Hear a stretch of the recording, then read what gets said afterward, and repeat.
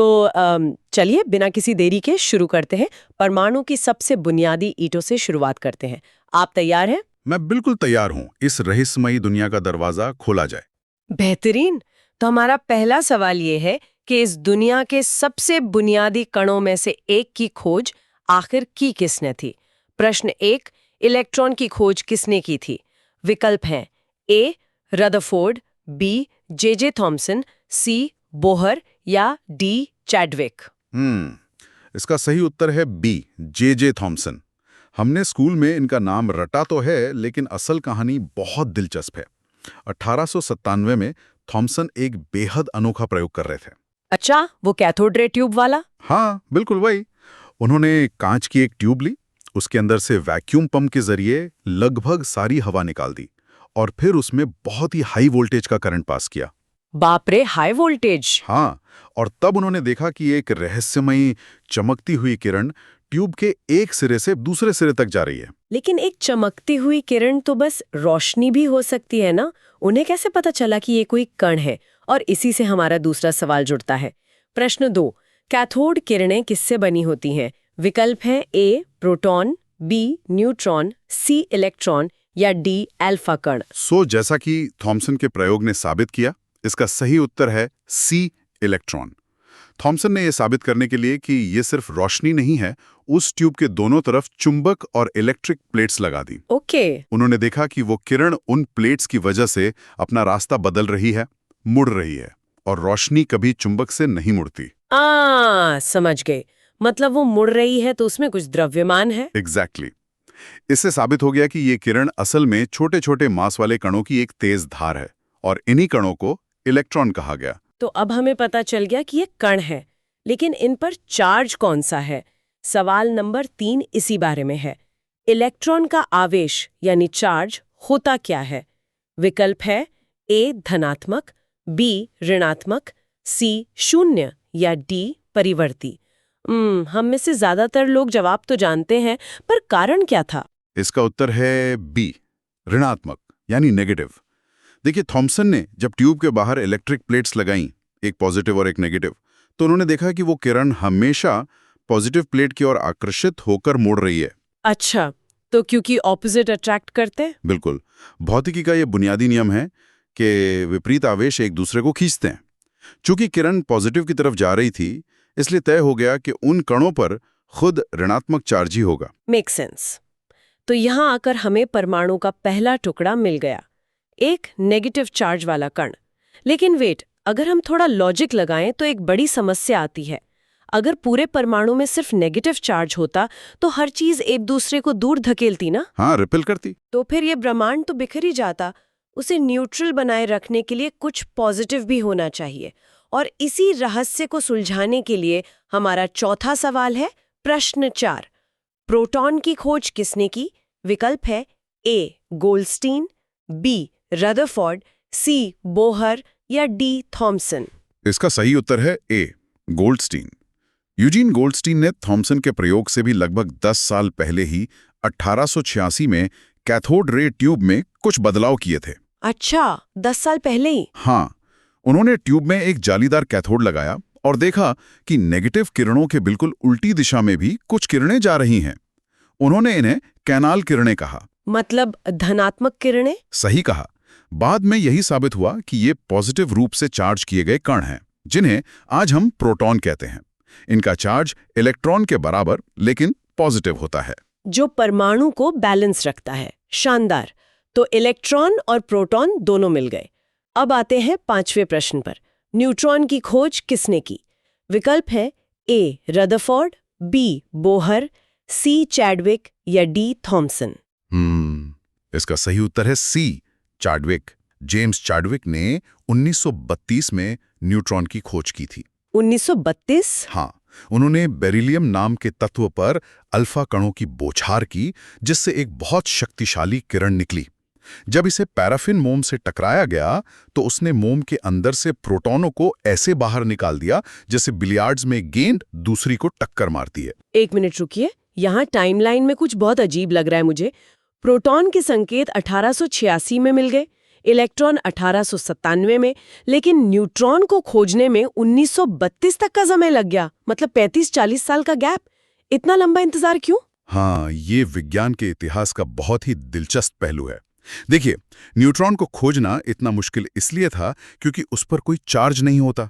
ओह, वो न्यूट्रल है। बिल्कुल। इलेक्ट्रॉन और प्रोटॉन को पकड़ना आसान था क्योंकि वे इलेक्ट्रिक या मैग्नेटिक फील्ड में मुड़ जाते थे, सुराग छोड़ देते थे। पर न्यूट्रॉन किसी भी फील्ड से प्रभावित नहीं होता, वो किसी भूत की तरह सीधे आर पार निकल जाता है। तो मतलब एक बिना चार्ज वाले अदृश्य कण को पकड़ना सबसे बड़ी चुनौती थी। ये तो किसी ऐसे जासूस को पकड़ने जैसा है जो उंगलियों के निशान छोड़ता ही नहीं। एग्जैक्टली। खैर, अब हमारे पास तीनों बुनियादी कण आ गए हैं, इलेक्ट्रॉन, प्रोटॉन और न्यूट्रॉन। अब सवाल यह है कि ये व्यवस्थित कैसे हैं। छठा प्रश्न इसी संरचना पर है। परमाणु का अधिकांश द्रव्यमान कहाँ केंद्रित होता है? विकल्प है ए इलेक्ट्रॉन बादल में, बी कक्षा में, सी नाभिक में या डी बाहरी कक्षा में। इसका उत्तर है सी, नाभिक में। परमाणु का 99.9% से भी ज्यादा मास उसके एकदम केंद्र में होता है, जिसे हम नाभिक या न्यूक्लियस कहते हैं। और इलेक्ट्रॉन का वजन? इलेक्ट्रॉन इतने ज्यादा हल्के होते हैं कि उनका मास ना के बराबर होता है। परमाणु का सारा वजन असल में प्रोटॉन और न्यूट्रॉन के कारण होता है, जो इस छोटे से नाभिक में बंधे होते हैं। लेकिन ये नाभिक आखिर मिला कैसे? किसी ने इसे देखा तो था नहीं। तो सातवां प्रश्न इसी ऐतिहासिक प्रयोग के बारे में है। रदरफोर्ड का स्वर्ण पत्र प्रयोग यानी गोल्ड फॉयल एक्सपेरिमेंट किससे संबंधित है? विकल्प है ए इलेक्ट्रॉन की खोज, बी परमाणु के नाभिक की खोज, सी ऊर्जा स्तर या डी समस्थानिक। इसका सही विकल्प है बी, परमाणु के नाभिक की खोज। यह बहुत ही मशहूर एक्सपेरिमेंट है। अर्नेस्ट रदरफोर्ड ने सोने की एक बेहद पतली पन्नी ली और उस पर पॉजिटिव चार्ज वाले अल्फा कणों की तेज बौछार की। उन्हें लगा था कि सारे कण सीधे आर पार निकल जाएंगे, क्योंकि तब माना जाता था कि परमाणु अंदर से एक समान मास वाला गोला है। लेकिन हैरानी की बात यह थी कि कुछ कण पन्नी से टकराकर वापस उसी दिशा में लौट आए। ये तो बहुत अजीब है। रदरफोर्ड खुद इतने हैरान थे कि उन्होंने कहा था, यह बिल्कुल वैसा है जैसे आपने एक पतले टिश्यू पेपर पर तोप का भारी गोला दागा हो और वो कागज से टकराकर आप पर ही वापस आ गिरे। अरे बाप रे, ये तो नजरिया ही बदलने वाला वाकया था। अगर मैं इसे रोजमर्रा की जिंदगी से जोड़कर देखूं, तो कल्पना कीजिए कि एक परमाणु एक बहुत बड़ा क्रिकेट स्टेडियम है। अच्छा। तो उसका वो नाभिक उस पूरे स्टेडियम के बीचों बीच पिच पर रखी एक छोटी सी कंचे की गोली जैसा है। और सबसे चौंकाने वाली बात यह है कि उस पूरे स्टेडियम का सारा वजन उसी एक कंचे में है। बाकी पूरा स्टेडियम एकदम खाली है। क्या बात, एकदम सटीक एनालॉजी है आपकी। रदरफोर्ड के प्रयोग ने दुनिया को यही बताया कि हमारा ये ठोस दिखने वाला ब्रह्मांड असल में अंदर से लगभग पूरी तरह खाली है। तो केंद्र की कहानी तो साफ हो गई। हाँ। अब इस खाली जगह से बाहर निकलते हैं। हाँ। आठवां प्रश्न, बोहर मॉडल किस परमाणु के लिए सफल रहा? विकल्प है ए हीलियम, बी हाइड्रोजन, सी लिथियम या डी सोडियम। इसका उत्तर है बी, हाइड्रोजन। रदरफोर्ड ने बता दिया कि बीच में नाभिक है, लेकिन नील्स बोहर ने समझाया कि इलेक्ट्रॉन ऐसे ही कहीं भी नहीं घूमते। तो कैसे घूमते हैं? वे सौर मंडल के ग्रहों की तरह कुछ निश्चित कक्षाओं में ही घूम सकते हैं। लेकिन बोहर का ये गणितीय मॉडल केवल हाइड्रोजन के लिए ही पूरी तरह काम कर पाया। वेट, तो क्या बोहर का मॉडल बाकी तत्वों पर फेल हो गया? एक तरह से हाँ, क्योंकि हाइड्रोजन सबसे सरल परमाणु है। उसमें केवल एक प्रोटॉन और एक इलेक्ट्रॉन होता है, इसलिए गणित एकदम सटीक बैठता है। पर जैसे ही एक से ज्यादा इलेक्ट्रॉन आते हैं, वो आपस में भी एक दूसरे को रिपेल करने लगते हैं। अच्छा, वो कॉम्प्लिकेटेड हो जाता है। बिल्कुल, जिससे वो साधारण ग्रहों वाला मॉडल फेल हो जाता है। यही तो विज्ञान की खूबसूरती है ना, एक थियोरी अगले के लिए रास्ता बनाती है। 9वां प्रश्न ऊर्जा के लेन देन पर है। बोहर के अनुसार इलेक्ट्रॉन ऊर्जा का उत्सर्जन कब करता है? विकल्प हैं ए उच्च ऊर्जा स्तर से निम्न स्तर पर जाने पर, बी निम्न से उच्च स्तर पर जाने पर, सी स्थिर कक्षा में घूमते समय या डी नाभिक में प्रवेश पर। इसका सही जवाब है ए, उच्च ऊर्जा स्तर से निम्न स्तर पर जाने पर। बोहर ने बताया कि इन कक्षाओं को आप एक सीढ़ी की तरह सोच सकते हैं। एक इलेक्ट्रॉन दो सीढ़ियों के बीच हवा में नहीं रुक सकता। जब इलेक्ट्रॉन ऊपर की सीढ़ी से नीचे छलांग लगाता है तो उसे अपनी अतिरिक्त ऊर्जा छोड़नी पड़ती है और वो इसे प्रकाश के एक छोटे पैकेट के रूप में फेंकता है, जिसे हम फोटॉन कहते हैं। तो इसका मतलब ये हुआ कि जो रंग बिरंगी नियॉन लाइट्स हम विज्ञापनों में देखते हैं, वो वास्तव में इलेक्ट्रॉनों का इन्हीं सीढ़ियों से नीचे कूदना है।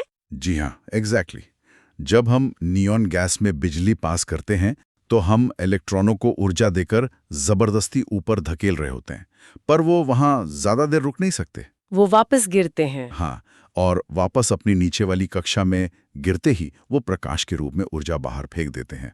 हर तत्व की सीढ़ियों की ऊंचाई अलग होती है, इसलिए उनके छलांग लगाने से निकलने वाले प्रकाश का रंग भी अलग होता है। ये तो बहुत ही शानदार विजुअल है। ब्रह्मांड का हर रंग असल में एक थके हुए इलेक्ट्रॉन की छलांग है। अब 10वें प्रश्न पर आते हैं। स्पेक्ट्रम की वो श्रेणी जो दृश्य क्षेत्र में आती है, कौन सी है? विकल्प है ए लाइमन श्रेणी, बी बाल्मर श्रेणी, सी पाश्चन श्रेणी या डी ब्रैकेट श्रेणी। इसका उत्तर है बी, बाल्मर श्रेणी। जब हाइड्रोजन परमाणु में इलेक्ट्रॉन किसी भी ऊंचे स्तर से दूसरे ऊर्जा स्तर पर यानी n=2 पर गिरता है तो जो प्रकाश निकलता है उसकी वेवलेंथ बिल्कुल वैसी होती है जिसे हमारी इंसानी आंखें देख सकती हैं। अच्छा। इसी बाल्मर श्रेणी के कारण हमें हाइड्रोजन गैस के स्पेक्ट्रम में लाल, नीले और बैंगनी रंग की खूबसूरत धारियां दिखाई देती हैं। अगर वो सीधे पहली सीढ़ी पर गिरता तो वो अल्ट्रावायलेट होता, जो हम देख नहीं पाते। समझ गई। अब तक की कहानी बहुत लॉजिकल लग रही थी। इलेक्ट्रॉन कण है, कक्षाओं में घूम रहे हैं, लेकिन 11वें प्रश्न से भौतिकी में एक अजीब मोड़ आता है। प्रश्न 11, डी ब्रॉगली समीकरण किससे संबंधित है? विकल्प है ए तरंगदैर्घ्य, बी ऊर्जा, सी द्रव्यमान या डी आवेश। इसका सही उत्तर है ए, तरंगदैर्घ्य यानी वेवलेंथ। और हाँ, यहीं से क्वांटम दुनिया का असली पागलपन शुरू होता है। लुई डी ब्रोगली ने एक साहसिक विचार रखा। उन्होंने कहा कि अगर प्रकाश, जिसे हम लहर मानते थे, वो कणों की तरह व्यवहार कर सकता है, तो इलेक्ट्रॉन लहरों की तरह व्यवहार क्यों नहीं कर सकता? मतलब प्रकृति को सिमेट्री पसंद है। बिल्कुल। उन्होंने एक सूत्र दिया जिसका मतलब था कि ब्रह्मांड में गति करने वाली हर चीज की अपनी एक वेवलेंथ होती है। 1 मिनट रुकिए, हर चीज की? आप कह रहे हैं कि इलेक्ट्रॉन एक कण भी है और एक लहर भी, और अगर गति करने वाली हर चीज एक लहर है तो अगर मैं दौड़ रही हूं तो क्या मेरी भी कोई लहर है? सैद्धांतिक रूप से बिल्कुल है। जब आप दौड़ती हैं तो आपकी भी एक वेवलेंथ होती है, लेकिन आपका द्रव्यमान इलेक्ट्रॉन की तुलना में इतना विशाल है कि आपकी तरंग बहुत छोटी होती है, उसे मापा नहीं जा सकता। ओह, इसलिए असल जिंदगी में फर्क नहीं पड़ता। हाँ, पर इलेक्ट्रॉन का मास लगभग 0 होता है, इसलिए उसकी तरंग महत्वपूर्ण हो जाती है। अब इलेक्ट्रॉन सिर्फ एक ठोस कण नहीं रहा, वो पानी की लहर की तरह एक मैटर वेव बन गया। सच में ये विज्ञान कथाओं से भी ज्यादा अजीब है। 12वां प्रश्न इस क्वांटम दुनिया को और गहरा करता है। हाइजेनबर्ग का अनिश्चितता सिद्धांत किससे संबंधित है? विकल्प है ए ऊर्जा संरक्षण, बी द्रव्यमान ऊर्जा संबंध, सी स्थिति और संवेग या डी आवेश संरक्षण। सही विकल्प है सी, स्थिति और संवेग यानी पोजीशन और मोमेंटम। हाइजेनबर्ग ने बताया कि आप किसी सूक्ष्म कण की एकदम सटीक स्थिति और एकदम सटीक गति दोनों एक ही समय पर कभी नहीं जान सकते। ऐसा क्यों? अगर आप ये देखने की कोशिश करेंगे कि इलेक्ट्रॉन ठीक कहाँ है, तो आप उसकी गति को बदल देंगे, और अगर गति को सटीकता से मापेंगे तो भूल जाएंगे कि वो कहाँ था। ये तो कुछ ऐसा है कि आप किसी उड़ती हुई तितली की अंधेरे में तस्वीर खींचना चाहते हैं। अगर आप फ्लैश जलाकर तस्वीर लेते हैं तो पोजीशन तो दिख जाएगी, लेकिन फ्लैश की रोशनी ही उस तितली को डराकर उसका रास्ता बदल देगी। आप उसे डिस्टर्ब किए बिना देख ही नहीं सकते। बहुत ही उम्दा एनालॉजी है। क्वांटम स्तर पर सिर्फ देखने की प्रक्रिया ही वास्तविकता को बदल देती है। ये तो पूरी फिलॉसफी है। खैर, 13वें प्रश्न पर वापस आते हैं। हाइड्रोजन परमाणु के लिए n=1 ऊर्जा स्तर को क्या कहते हैं? विकल्प है ए ग्राउंड स्टेट, बी उत्तेजित अवस्था, सी आयनित अवस्था या डी मेटास्टेबल अवस्था। इसका उत्तर है ए, ग्राउंड स्टेट। सरल शब्दों में ग्राउंड स्टेट किसी परमाणु की सबसे कम ऊर्जा वाली सबसे स्थिर अवस्था होती है। मतलब सीढ़ी का सबसे निचला पायदान। एग्जैक्टली। इलेक्ट्रॉन स्वाभाविक रूप से बिना किसी बाहरी ऊर्जा के इसी अवस्था में रहना पसंद करते हैं। अब आते हैं 14वें प्रश्न पर। हमने बात की कि इलेक्ट्रॉन लहर हो सकता है, पर क्या किसी ने इसे साबित किया? प्रश्न 14, इलेक्ट्रॉन का तरंग स्वभाव किस प्रयोग से सिद्ध हुआ? विकल्प है ए फोटो इलेक्ट्रिक प्रभाव, बी कैथोड किरण प्रयोग, सी डेविसन जर्मर प्रयोग या डी स्वर्णपत्र प्रयोग। इसका सही जवाब है सी डेविसन जर्मर प्रयोग। ये भौतिकी का बहुत बड़ा मील का पत्थर था। उन्होंने निकेल के एक क्रिस्टल पर इलेक्ट्रॉनों की बौछार की। अगर इलेक्ट्रॉन ठोस कण होते तो वो बेतरतीब ढंग से बिखर जाते, पर उन्होंने टकराकर वापस आने पर एक ऐसा खास पैटर्न बनाया जो केवल तभी बनता है जब दो लहरें आपस में टकराती हैं। इसे डिफ्रैक्शन कहते हैं। एकदम सही। इस प्रयोग ने साबित कर दिया कि इलेक्ट्रॉन सच में लहरों की तरह व्यवहार करते हैं। तो वो ठोस कण जो हमने थॉमसन के प्रयोग में देखा था, वो तो गायब ही हो गया। अब हमारे पास संभावनाओं का एक बादल है जो हमें आखिरी प्रश्न पर ले जाता है। प्रश्न 15, निम्न में से कौन सा क्वांटम संख्या कक्षा की आकृति बताती है? विकल्प है ए मुख्य क्वांटम संख्या, बी अज़ीम्यूथल क्वांटम संख्या, सी चुंबकीय क्वांटम संख्या या डी स्पिन क्वांटम संख्या। इसका उत्तर है बी अज़ीम्यूथल क्वांटम संख्या। इसे एल से दर्शाते हैं। अब हम उस पुरानी कक्षा को भूल चुके हैं जहां इलेक्ट्रॉन ग्रहों की तरह घूम रहे थे। तो अब क्या है? अब हम ऑर्बिटल की बात करते हैं। ये संख्या बताती है कि नाभिक के चारों ओर वो 3D स्पेस कैसा दिखता है जहां इलेक्ट्रॉन के मिलने की संभावना सबसे ज्यादा है। कुछ गोल होते हैं, कुछ डंबल के आकार के,